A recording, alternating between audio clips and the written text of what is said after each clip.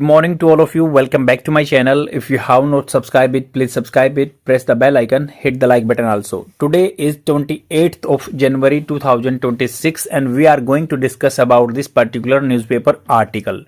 It would be beneficial for your spoken English and your competitive examination. Before starting discussion of this particular article, we have to discuss some vocabulary words that would be propitious for your competitive examination skills. The first word is temper. Friends, it would be beneficial for your spoken English also because I have done such type of practice since 2021. That's why I am able to articulate myself in a better way. And for the convenience of the students, this video would remain in Hindi language because most of the students who are watching me, they are from the rural area and they are not having exposure towards the spoken English. That's why I am speaking in Hindi right now. Temper. Temper का मतलब होता है मैं moderate करना या soften करना किसी something को, कोई भी चीज को बैलेंस करना. टेम्पर. टेम्पर का मतलब हो गया कि मॉडरेट कर देना या सॉफ्टन कर देना, किसी चीज को हार्ड कोर स्टांस न रखना, बैलेंस करना. तो एज ए वर्ब यूज हो सकता है, मतलब किसी चीज को सॉफ्ट करना, ये करना. और एज ए नाउन कैसे यूज होगा? एज ए नाउन यूज होगा कि a person state of mind. बोलते हैं कि भाई वो शॉर्ट टेम्पर आदमी है, थोड़ा सा उसका जल्दी दिमाग गर्म हो जाता है. तो एज ए वर्ब तो यूज होगा कि भाई किसी चीज को लेस हार्डन करना, सॉफ्टन करना. एज ए नाउन यूज होगा तो एंगर ऑफ कामनेस, उसके लिए स्टेट ऑफ माइंड की बात करते हैं. तो एज ए वर्ब में देखेंगे तो इसके सिनोनिम्स क्या हो सकते हैं, इसके जो समानार्थी वर्ब क्या हो सकते हैं? मॉडरेट करना. मॉडरेट करना किसी चीज को मॉडरेट मोड में, जैसे होता है ना कि एक्सट्रीम, एक बिल्कुल सॉफ्ट, एक moderate mode. Soften and balance इसके सिनोनिम होंगे एज ए वर्ब देखेंगे तब. बट एज ए नाउन देखेंगे तब इसके जो हैं सिनोनिम्स क्या होंगे? कंपोजर. कंपोजर होता है माइंड स्टेट, जो कैसे बोलते हैं ना कि he maintain his composure while conversation, उसने अपना कंपोजर है, स्टांस है, जो है वो चीज बनाए रखा. सेकंड है पोइज. पोइज होता है बिल्कुल जो एक स्टेट ऑफ माइंड होती है कि आदमी बिल्कुल कूल एंड काम रहता है और तुरंत काम करने के लिए रेडी रहता है. पोइज्ड. इक्वा एनिमिटी. इक्वा एनिमिटी मतलब बिल्कुल ही बराबर दिमाग का संतुलन बनाए हुए. इक्वा एनिमिटी बोलते ना कि उसने इक्वामेनिटी बनाई रखी अपने दिमाग की वाइल ब्रोलिंग. ब्रोलिंग होता है लड़ाई झगड़ा जब चल रहा था, उसने ड्यूरिंग ब्रोल एक झगड़ा था उसके बीच में उसने इक्वा एनिमिटी बनाई रखी. कामनेस इसका सिनोनिम हो सकता है, शांति बनाए रखना. तो as a verb, as a noun हमें पता चल गया, इसके सिनोनिम्स पता चल गए. अब देखते हैं example sentence. As a example sentence क्या हो सकता है? The policy is attempting to temper growth ambition. Attempting to temper. Temper वही कि moderate करना चाहती है. Attempting to temper growth ambitions. जो growth के ambitions थे, आकांक्षाएं थी. Emphasizing fiscal caution. Fiscal caution related to the राजकोषीय घाटा.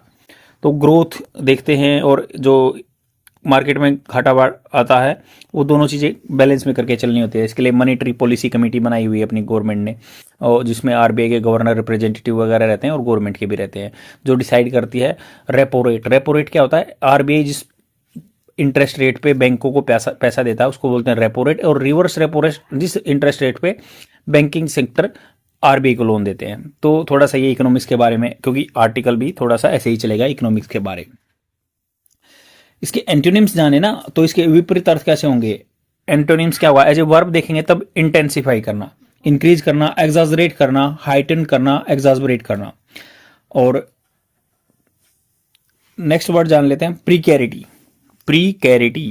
प्रीकैरिटी का मतलब होता है कि भाई प्रीकैरियस सिचुएशन सुना होगा आपने, कि वो थोड़ी सी स्टेट ऑफ बीइंग इनसिक्योर है, इनसिक्योर चीज है, रिस्की है, अनस्टेबल है. सिनोनिम्स क्या होंगे? Insecurity, risk, instability, uncertainty, jeopardy and peril. Peril खतरे में डालना होता है, जियोपार्डी खतरे में डालना होता है, अनसर्टेनिटी रहती है, रिस्क रहती है, इंस्टेबिलिटी रहती है, इनसिक्योरिटी रहती है. तो ये इसके सिनोनिम्स हो गए. एंटोनिम्स क्या हो गए? Stability, security, certainty. Example sentence. The report highlights how precarity in employment has change people financial behaviour. तो रिपोर्ट हाईलाइट करती है कैसे प्रिकेरिटी, जो अनसर्टेनिटी थी ना एम्प्लॉयमेंट में, नौकरी में, हैज चेंज पीपल बिहेवियर. तो ये दिखाया गया कि रिपोर्ट में दिखाया गया था, हाईलाइट किया गया था. हाईलाइट्स मतलब हाईलाइट करती है, जैसे प्रिकेरियस सिचुएशन है, अनसर्टेनिटी है एम्प्लॉयमेंट में, पीपल का, आदमी का फाइनेंशियल बिहेवियर चेंज कर दिया. अब नेक्स्ट वर्ड देख लेते हैं, फोरबियरेंस. फोरबियरेंस।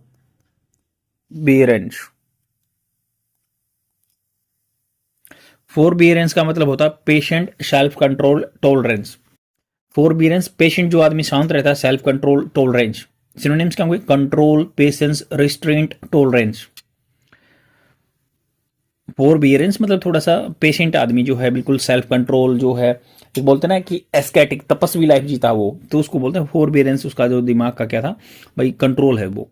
एंटोनिम्स क्या होंगे? इम्पेशेंस, बोलते हैं ना कि थोड़ा सा शांत बनाए रखो, इम्पेशेंस मत दिखाओ, अशांति। इंटॉलरेंस या हार्शनेस, जो सख्ती है उसको कम करो। तो एग्जाम्पल सेंटेंस, रेगुलेटरी, रेगुलेटरी होता है किसी चीज को नियंत्रण करना, जैसे चूल्हे का सिलेंडर का रेगुलेटर होता है ना, वो गैस की कम बंद करता है, तो सेम ऐसे ही रेगुलेटरी फोरबियरेंस। फोरबियरेंस क्या हो गया? जो सेल्फ कंट्रोल है, was extended to prevent a sudden shock to the system. तो जो पेशेंस बना के रखा, regulatory forbearance was extended to, extended मतलब बढ़ा के चला, उसमें चीज में डाल दिया रोकने के लिए, sudden shock of the system, system में, ताकि शॉक ना आए, एकदम से अटैक ना आए। तो अब इस आर्टिकल के बारे में जानते हैं। मैंने अच्छे से एक्सप्लेन करने की कोशिश की है। वर्ड को याद रखना ऐसे ही होता है। तो बोलते हैं एक होता है डिस्पोजिशन। डिस्पोजिशन का भी मतलब होता है ना कि उसका मिजाज बहुत अच्छा है, उसका जो मिजाज है कूल एंड काम डिस्पोजिशन है उसका। तो सेम ऐसे ही कुछ वोकेबलरी वर्ड्स आप रेगुलर इंटरवल पे जो है देखते रहेंगे, बोलते रहेंगे, तो ऑटोमेटिकली अच्छे हो जाएंगे। अब चलते हैं मैन्युफैक्चरिंग वोव्स के बारे में जानते हैं। मैन्युफैक्चरिंग मतलब रिलेटेड टू दी, जो फैक्ट्रियों में काम होता है, बनाना होता है, वो दुख, कष्ट। Capital support alone will not add the battery cell manufacturing capacity. तो इन्होंने कहा है, देखो अभी इलेक्ट्रिकल व्हीकल का जमाना है, तो ईवी व्हीकल का जमाना है, तो उसमें क्या क्या चल रहा है, अभी क्या इश्यू चल रहा है। गवर्नमेंट की एक स्कीम आई थी PLI, production linked initiative. Production जितना होगा उससे जुड़ा हुआ इंसेंटिव, प्रोत्साहन मिलेंगे आदमियों को, गवर्नमेंट ने चलाई थी। तो इन्होंने कहा कि मैन्युफैक्चरिंग में दो दुख है, कष्ट है, क्या है? कैपिटल स्पोर्ट, कैपिटल होता है पूंजी, सपोर्ट देना चाहिए। अलोन, अकेला, will not add to the battery cell manufacturing capacity. Battery की जो सेल बनते हैं ना, क्योंकि देखो दो तरह की बैटरी होती है। एक होता है लेड एसिड, जो पुराने अपने यूज होती थी व्हीकल्स में, बट ये हैवी होती है। दूसरी आ गई है अब ड्राई केमिकल सेल जो बोलते हैं, या उनको अब लिथियम आयन बैटरी बोलते हैं। जो लिथियम क्या होता है, सेमीकंडक्टर यूज होता है, तो ये केमिकल बैटरी होती है। वो लेड एसिड बैटरी थी, इसमें तो क्या लेड की प्लेट रहती है और पॉजिटिव नेगेटिव के बीच में करंट मूव करता है, ऐसे ऐसे स्टोर करती थी। अब ये जो सेल बैटरी बोलते हैं या लिथियम आयन बैटरी बोलते हैं, इसमें क्या होता है, जो सेमीकंडक्टर है उसके थ्रू जा जाता है, और इसमें एनोड और कैथोड होते हैं, पॉजिटिव नेगेटिव होता है, और उससे ये काम करती है। थोड़ा सा ये केमिकल केमिस्ट्री के बारे में मैंने आपको बताया। तो अब चलते हैं कि जो कैपेसिटी नहीं बढ़ाएगी, इंडियाज क्वेस्ट, क्वेस्ट क्या होता है, भूख जो है, हंगर है। क्वेस्ट मतलब खोज भी करते हैं ना आदमी। India's quest to install 500 gigawatt, giga 10 की पावर 6 होता है, वाट क्या पावर की यूनिट होती है। तो उन्होंने कहा कि इंडिया की जो भूख है ना इंस्टॉल करने की, 500 gigawatt non fossil fuels, non fossil मतलब जो नो जीवाश्म ईंधन नहीं है, कैपेसिटी बाई 2030। तो ये हमने 2025 में एक टारगेट बनाया था कि 500 गीगावाट की इंस्टॉल कैपेसिटी हो जाएगी, प्रोडक्शन उतना कर सकेंगे, बट इंस्टॉल तो होना ही चाहिए, प्रोडक्शन भी उतना हो सकता है। हैज फाउंड इट्स प्राइमरी मुख्य है industrial engine in the production link incentive scheme. तो इन्होंने कहा जो इंडिया की खोज थी ना, इंस्टॉल कर देंगे हम 500 गीगावाट नॉन फोसिल फ्यूल्स का कंसेप्ट 2030 तक। हैज फाउंड, ये मिल चुका है, इसने पा लिया है। प्राइमरी जो main industrial engine in the production PLI scheme में, बॉयड होता है, जैसे बॉयंस आपने सुना ना, तैरता हुआ, कोई किसी चीज की तैरने की कैपेसिटी होती है, बॉयंस होता है। तो पॉइंट ये बढ़ा दिया गया था बाय द मोमेंटम एक पुश दिया जो the scheme generated in the telecom manufacturing, scheme ने जो जनरेटेड किया था टेलीकॉम सेक्टर में। तो पीएलआई ने तो मैन्युफैक्चरिंग सेक्टर में, टेलीकॉम सेक्टर में तो अच्छा कर दिया, वेयर गवर्नमेंट पेज आउट, देती है predetermined sum only, predetermined में तो पहले से डिसाइड किया हुआ पैसा, सम पूंजी, ओनली मतलब ये कंडीशन लगा दी, केवल companies achieve agreed sale targets annually, अगर मान लो कंपनी ने अचीव कर लिया है जो पहले डिसाइड किया गया था सेल टारगेट एनुअली, तो उसको टेलीकॉम सेक्टर में पीएलआई देती है, प्रोडक्शन लिंक इंसेंटिव। मतलब ये होता है कि भाई किसी को जो ब्याज लिया है ना, मान लो 2% इंसेंटिव दे दिया, उसके ब्याज में माफी कर दी 2% की, ऐसे करते हैं। मिनिस्ट्री एक्सपेक्टेड मिनिस्ट्री जो है इन्होंने एक्सपेक्ट किया था इनिशिएटिव पहल to transform India from a net importer of the green technology into a global manufacturing hub. तो हम जो जैसे अपने फोटोवोल्टिक सेल्स में जो कन्वर्ट करते हैं सनलाइट को इनटू एनर्जी में, इलेक्ट्रिकल एनर्जी में, तो हम वो जो वेफर बोलते हैं या जो फोटोवोल्टिक मॉड्यूल बोलते हैं वो हमें चाइना से इंपोर्ट करने पड़ते हैं या यूएसए से इंपोर्ट करने पड़ते हैं। तो हम चाहते हैं कि यहाँ पे मैन्युफैक्चरिंग होने लग जाए और हम जो ग्रीन टेक्नोलॉजी के इंपोर्टर है ना तो हम एक्सपोर्टर बन जाए। अनलाइक मतलब उसकी तरह नहीं, टेलीकॉम में जो हुआ वैसा नहीं हुआ। हाउएवर हालांकि PLI for high efficiency solar voltaics, तो जो फोटो होता है रिलेटेड टू सनलाइट, तो वोल्टेक्स जो फोटोवोल्टिक्स है, पीएलआई स्कीम जो है ना हाई एफिशिएंसी, जिनकी दक्षता बढ़िया होगी, solar photovoltaics and advance chemistry cell मैंने बता दिया, लिथियम आयन बैटरी के। स्टोरेज फेस डोंटिंग मतलब डराने वाले, फ्रेटेन करने वाले, इंप्लीमेंटेशन चैलेंज, लागू करने में चैलेंजेस है। वाइल डाउनस्ट्रीम मॉड्यूल, डाउनस्ट्रीम मतलब क्या होता है, ऊपर से नीचे, अपस्ट्रीम होता है नीचे से ऊपर। तो उन्होंने कहा कि downstream module assembly it's is robust. Downstream मतलब जो नीचे आ गए हम उसको असेंबल तो कर सकते हैं मॉड्यूल को, मजबूत है। Achieving 56% of specific target by mid 2025। तो हमने जो टारगेट डिसाइड किया था उसका 56% काम 2025 के मिड तक हो गया था। इट्स क्रिटिकल अपस्ट्रीम जो है रिमेन सेगमेंट्स रिमेन ए बोटलनेक, ये बाधा रही है अभी, ये बाधा रही है polysilicon and wafer manufacturing.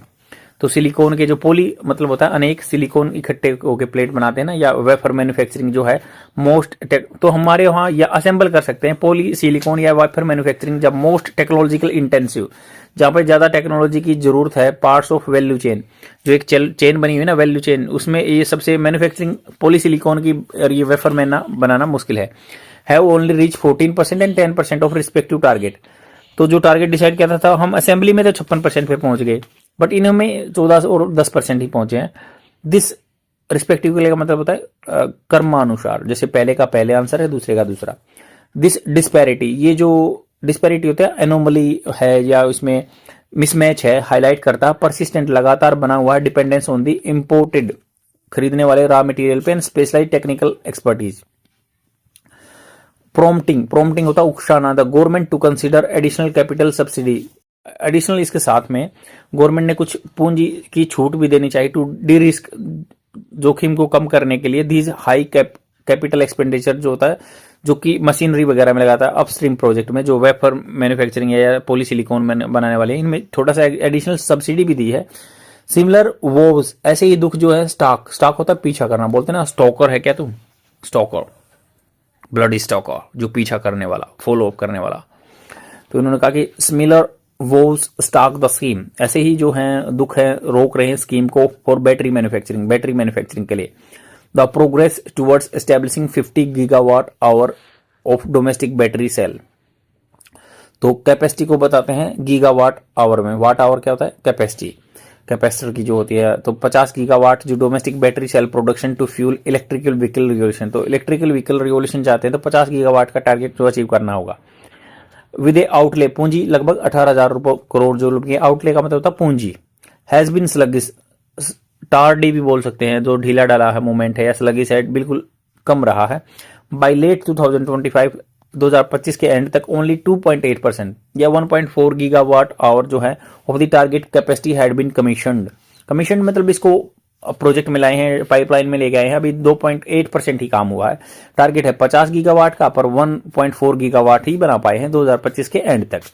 The gap between policy ambition, policy में जो आकांक्षाएं थी ना, लाइफ में बहुत बार होता है कि हम एम्बिशन बनाते हैं, हम एम्बिशियस आदमी होते हैं सभी generally, but if we will not work on the path then automatically we are going to lack behind the जो सक्सेस होती है या पिनाकल होता है आपके करियर का, या कुछ भी जो अपनी लाइफ में जो अपने प्री डिटरमाइंड की होती है। The gap between policy ambition and ground realities battery manufacturing stems उभरती है फ्रॉम द स्ट्रेंजेंट, जो सख्त domestic value addition requirement. Stringent होता है सख्ताई की, डोमेस्टिक घरेलू, यहाँ पे वैल्यू चेन एडिशन रिक्वायरमेंट है, तो ये गैप आ रहा है। मैंडेटिंग, जो कि जरूरत पैदा कर देता है कि 25% विद इन द 2 ईयर, मतलब यहाँ पे इंडिया में जो बन रहा है ना उनमें से आपको यहाँ से ही लेना पड़ेगा कुछ मटेरियल, जो कि 25% चाहते हैं and 60% with in the 5 year, 5 साल में 60% यहाँ से ही आपको लेना है। तो ये बात आ रही है द इमेंस, जो गहन टेक्निकल बैरियर। तो टेक्निकल बैरियर बाधा ये आ रही है कि गीगा फैक्ट्री, गीगा 10⁶ में बड़ी बड़ी फैक्ट्री जो है construction, giga factory construction, to add to this challenges such as the not issuing visa to Chinese technical expert. Technical expert यहाँ आना चाहते हैं तो उनको वीजा नहीं मिल रहा चाइना के। हु विल सेटिंग अप, ये बनाएंगे सेवरल मैन्युफैक्चरिंग फैसिलिटी, यहाँ पे manufacturing facility. The Indian government expectation, जो इंडियन गवर्नमेंट की आकांक्षा है दैट मियर मतलब ओनली कैपिटल सपोर्ट, खाली पूंजी will not substantially improve high technological manufacturing is misplace. तो हाई टेक्नोलॉजिकल मैन्युफैक्चरिंग जो है बहुत ही मुश्किल बनाना है। The complex infrastructure required to make it, जो जटिल इंफ्रास्ट्रक्चर है ना, मतलब मशीनरी वगैरह रिक्वायर्ड टू मेक इट, बनाने के लिए at scale requires decades of research investment. तो बहुत सारे 10 चाहिए इन्वेस्टमेंट के, पैसे डालने के, वर्क फोर्स ट्रेनिंग या वर्क फोर्स को भी ट्रेनिंग देनी होगी। वाइल मेगा कॉर्पोरेट्स, मेगा मतलब बड़े, जो मेमथ कॉर्पोरेट हैं, बिजनेस वर्ल्ड के टाइकून हैं, एक्सपेक्ट इंटरनेशनल टेक्नोलॉजी ट्रांसफर, वो एक्सपेक्ट कर रहे हैं कि इंटरनेशनल जो टेक्नोलॉजी है, चाइना की है या जो ताइवान की है, ये यूएसए की है, टेक्नोलॉजिकल ट्रांसफर हो जाएगा अगर टू एक्सेलरेट द प्रोसेस, अगर प्रोसेस एक्सेलरेट करना है, बढ़ाना है, स्पीड बढ़ानी है, तो वहां की टेक्नोलॉजी आनी चाहिए। दे आर कैपिटल इंटेंसिव, यहां पे पूंजी ज्यादा लगेगी। And do not always translate to near term gain, near term मतलब आसपास में इमिनेंट गेन नहीं होंगे, फायदा नहीं होगा, बट लॉन्ग टर्म में फायदा हो सकता है। सेवरल कंपनीज फेस स्टीप गहन फाइन्स, मतलब फाइन लगा दिए कई कंपनियों पे, for not delivering on their deadline, मतलब यहाँ पे बना नहीं पाए और कॉन्ट्रैक्ट था कि भाई आपको इतने यूनिट्स भेजनी है, वो भेज नहीं पाए, तो डेडलाइन खत्म हो गई टाइम की जो है, तो इसलिए उनको नुकसान हो रहा है, फाइन हो रहा है। ए रीलुक, दोबारा से देखना होगा एट प्रोविजन, जो उपाय हैं इन पीएलआई स्कीम है टू प्रोटाइज एक्सपर्टीज को, दक्षता को, डेक्स्टरनेस को बढ़ाना है, तो थोड़ा सा पीएलआई स्कीम को दोबारा से रीलुक करना होगा, ओवरहाल करना होगा। टेक्निकल नो हाउ मतलब होता है टेक्निक, जो उसमें स्पेसिफिक रिक्वायरमेंट रहती है टेक्निकल चीज जो है, रादर देन दी नेटवर्थ, ना कि जो नेटवर्थ कुल पूंजी ऑफ कंपनीज बिडिंग, मतलब बिडिंग फॉर दी पीएलआई, जो कि कंपटीशन कर रही है एक दूसरे के साथ, बिड कर रही है, PLI contract is necessary. Bidding तो ठीक है, पीएलआई स्कीम के लिए एक दूसरे को कंपटीशन करेंगे, बट उसके लिए हमें क्या है, टेक्निकल नो हाउ जानना होगा या प्रायोरिटीज करनी होगी एक्सपर्टीज की। आई होप आपको समझ में आया होगा। अच्छा आर्टिकल, और मैंने कंप्रेहेंसिव वे में, बिल्कुल एक्सटेंसिव वे में समझाने की कोशिश किया है। If you are having any doubt please let me know in the comment section, I will try to resolve all the issue. Thanks for your precious time. Bye.